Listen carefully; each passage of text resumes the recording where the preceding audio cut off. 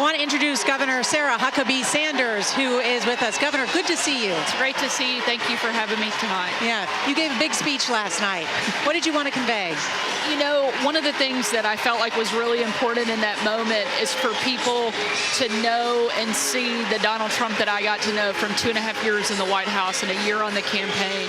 And it was somebody who stuck up for me, defended me behind the scenes that a lot of people don't get a chance to experience. And I had some low moments in the White House, and he was the one that constantly built me up, gave me confidence to continue doing my job. And I wanted America to see that side of this president, in addition to the one who brought us economic security, border security, a safer, stronger America. And this was a little bit more of the tender side, and I wanted people to get a chance to see that. Yeah, I noticed it was interesting to hear you talk about some of the criticism, because a lot of women in public roles get a lot of criticism. As I'm sure you know, and it's not always fair and certainly never fun. But you also, it took you a while to endorse Donald Trump as he was making his next bid for president. Why was that? Look, I've been a supporter of the president since 2016, campaigned for him then, campaigned in 2020. I had just become governor, wanted to get settled, but I have been with the president from day one of the first time that he got into the race. Shortly after my own father dropped out, I joined the Trump campaign, and I've never been more convinced than we have seen in the last couple of weeks that we need Donald Trump back in the White House. He is the person that we need to lead our country. And if ever there was a doubt of his strength, his courage, his resilience, on Saturday he showed the country just why we need him and why I think he's going to win with a historic margin in November.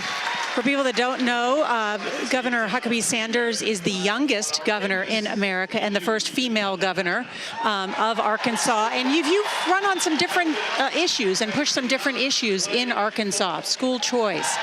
Explain some of the different things that you've done. You know, when I ran for office, I was very clear my biggest priority was going to be on education, but it wasn't just tinkering with the system. We did a massive overhaul of education in the state of Arkansas, the most historic and transformative education legislation in our state's history. We took teacher pay from being 48th in the country to top 5 overnight, making us competitive with every single state in the country. We invested in things like paid maternal leave and tuition forgiveness for our teachers, making sure that we have great educators, a huge investment into public education. At the same time, I have 3 kids. I have a 12-year-old, a 10-year-old, and a 9-year-old. They all learn differently, and we want to make sure that every parent is empowered to put their kid in the place where they can best learn and best be educated, and that's what we did through universal school choice. Can I ask you about reproductive rights? Because, you know, under Donald Trump, where you worked with him, the new 3 Supreme Court justices overturned Roe versus Wade, sent it back to the states. But J.D. Vance, who is Donald Trump's pick to be running mate, has said he does support a nationwide ban on abortion. Do you support that? How do you think that will play in these key swing states, Michigan, Pennsylvania, Wisconsin? I'm pro-life. I'm unapologetically pro-life, and I get to govern one of the most pro-life states in the country.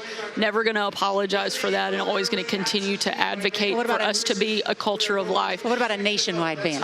I would be supportive of that. I think the president's position has not changed since he ran for office. I'll let he and J.D. Vance work that out, but I think he's going to make a tremendous compliment to this president, really be able to focus on the American worker, business success. He's got a military background.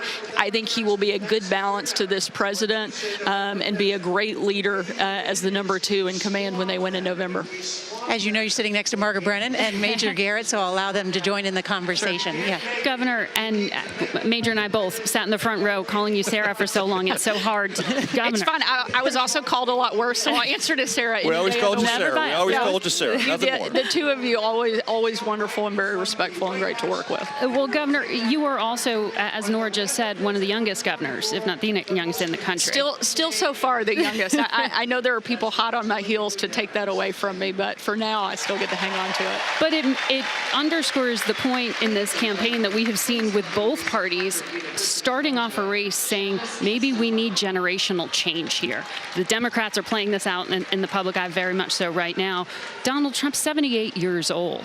He faces some of those same questions. Why do you think Republicans decided it's not time for a generational change? I honestly don't think he faces some of those same questions, because if you look at the difference in these two people's ability, one is showing up, putting in full 20-hour days on the campaign trail, traveling the country, literally took a bullet and got right back on his feet, while the other one has trouble getting up the stairs.